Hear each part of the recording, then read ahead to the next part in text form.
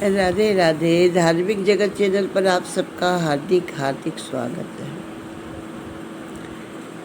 सत्संग में हम सब जाते हैं, बड़े प्रेम से ज्ञान की बातें सुनते हैं, लेकिन आत्मसाध करते ही नहीं। बरसों बरस बीत जाते हैं, लेकिन प्रारब्ध में जिसने कुछ कमाई की हुई होती है, उसके हृदय में सत्संग की बातें तुरंत असर कर जाती है। आइए एक दृष्टांत के माध्यम से हम जानते हैं कि हृदय में धर्म धारण करने से कितने लाभ होते हैं। एक वैश्य प्रतिदिन सत्संग में जाता था। वर्षों वर्ष हो गए थे। एक दिन उनका पुत्र अपने पिता को बुलाने के लिए आया कि दुकान में कोई मोटा व्यापारी आया है, सो पिताजी आप चलिए।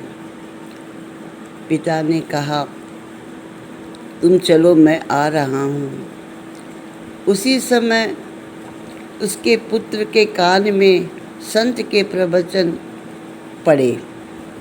वो कह रहे थे कि सबके जीव मात्र के सबके हृदय में भगवान का निवास स्थान है। भगवान श्री कृष्ण सबके अंदर विराजमान है, इसलिए सबसे प्रेम करना चाहिए, सब पर दया बरसानी चाहिए। इतनी बातें बड़ी पुत्र के कान में पड़ी और वो वहाँ से चल गया। उसके पिता ने कहा कि तू चल, मैं आ रहा हूँ। उनका पुत्र दुकान पहुंचा तो उन्होंने देखा कि एक गाय दुकान में घुस करके गेहूं खा रही है। उसने सोचा, आज गाय के अंदर भी तो श्री कृष्ण ही बैठे हैं, गेहूं कितना खा लेगी, खाने दो। ये विचार करके उसने गौ माता को प्रणाम किया और कुछ भी नहीं बोला।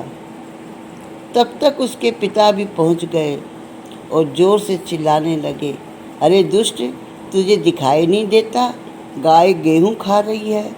और उनके हाथ में जो छड़ी थी, उस छड़ी से जोरदार एक छड़ी गाय के पीठ पर लगा दी। गाय के पीठ पर ज्यों ही छड़ी पड़ी, उनका बेटा भी कर्रा उठा।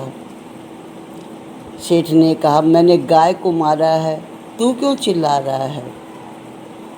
तब उसने कहा कि देखो ना पिताजी, मुझे भी बहुत ज़ोर से दर्द हुआ। और पीठ उघाड़ करके उसने अपने पिता को दिखाई तो उसके ऊपर भी उस छड़ी की छाप पड़ी हुई थी। उसने कहा, हे पिताजी, आपने गाय को मारकर अच्छा नहीं किया, परमात्मा तो सब जीव के अंदर बैठे हैं। बड़ी जोर से चिल्लाया, एक दिन सत्संग क्या सुनाया है, संत ही बन गया। मुझे देख, मुझे कितने दिन हो गए सत्संग जाते। इस प्रकार तो तू मेरा व्यापार ही चौपट कर देगा। गाय माता तो छड़ी खा कर के चली गई थी। अब उसने अपने पिता से कहा, नहीं नहीं, अब तो ये सिद्ध हो गया कि सबके अंदर परमात्मा है। देखिए, आपने गाय माता को मारा तो मुझे भी दर्द हुआ।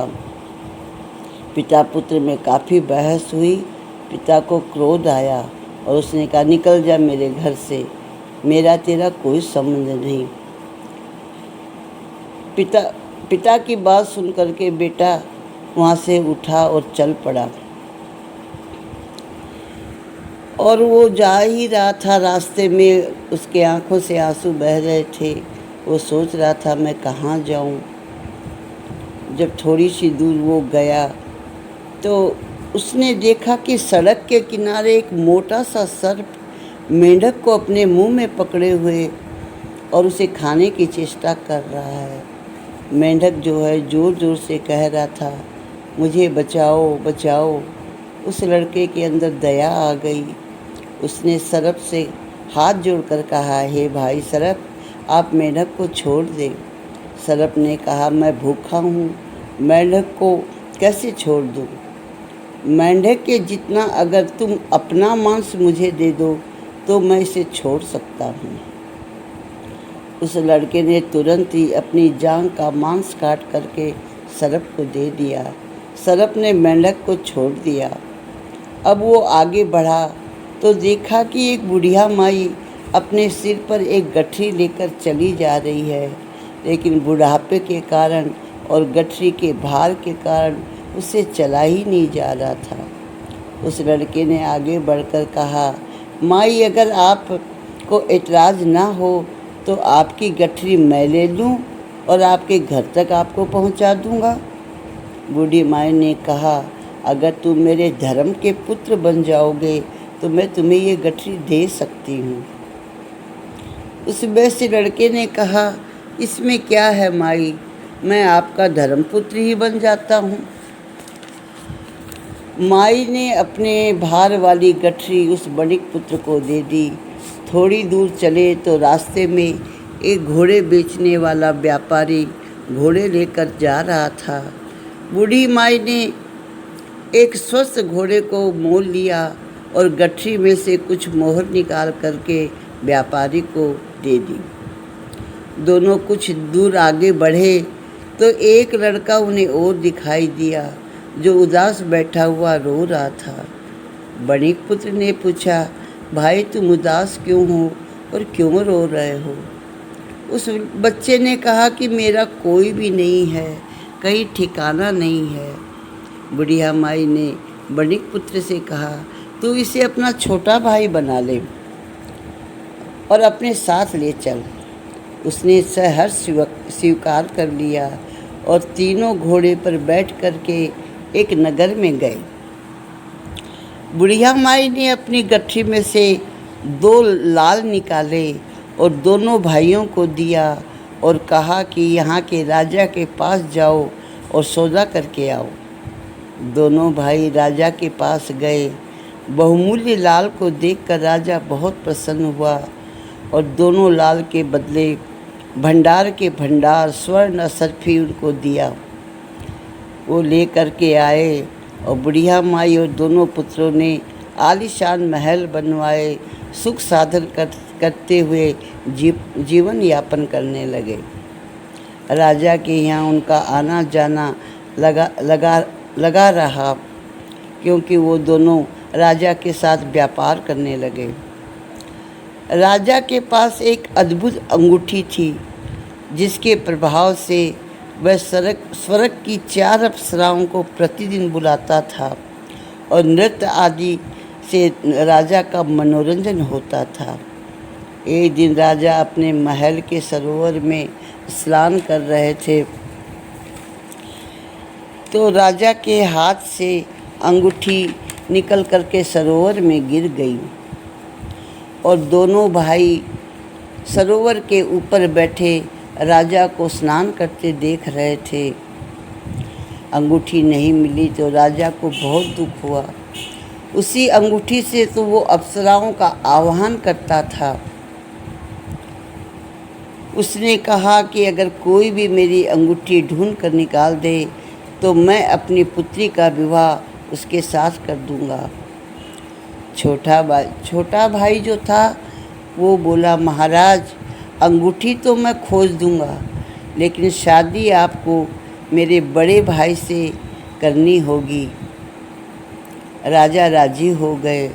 लड़के ने अंगूठी खोज करके निकाली और बड़े भाई के साथ राजा की पुत्री का विवाह हो गया। राजा को राजकुमारी के अतिरिक्त और कोई संतान नहीं थी। अब राजपाट सब कुछ उनका हो गया। सब लोग सुख से रहने लगे। थोड़े दिन के बाद वो बुढ़िया माई बोली कि बेटा अब मैं अपने घर को जाऊंगी, मेरा अब कोई काम नहीं। उन दोनों पुत्रों ने कहा कि माँ हमारा घर तो यही है, आप कौन से घर की बात कर रही हैं? बुढ़िया माई ने कहा, हे बेटा मैं वही गाय हूँ जिसके कारण तूने अपने पीठ पर छड़ी भी खाई, मार मुझे पड़ी, दर्द तुम्हें हुआ। मैं वही गैया हूँ। और तुम्हें मालूम है ये जो सर्प था वो ये घोड़ा बनकर आया है, और जो मेंढक था, जिस मेंढक को बचाने में तूने अपना मांस दिया था, ये छोटा भाई वही मेंढक है। जो मानव जैसा कर्म करता है उसके आधार पर उसको आगे वैसे ही भाई बंधु सब मिल जाते हैं। तू धर्म की राह पर चलने वाला, दया धर्म को अपनाने वाला एक महान संत है। तेरी दया, तेरे धर्म पर चलने के कारण आज तुझे सब कुछ प्राप्त हो गया।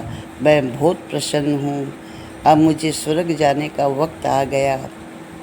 तू ऐसा कर, अपने पिता को माफ़ कर दे और अपने पिता को भी यहाँ ले आ और उनकी सेवा कर। ये कह कर के बुढ़िया माई वहाँ से अंतर ध्यान हो गई। कहने का तात्पर्य है कि सत्संग के एक एक वचन बहुमूल्य होते हैं।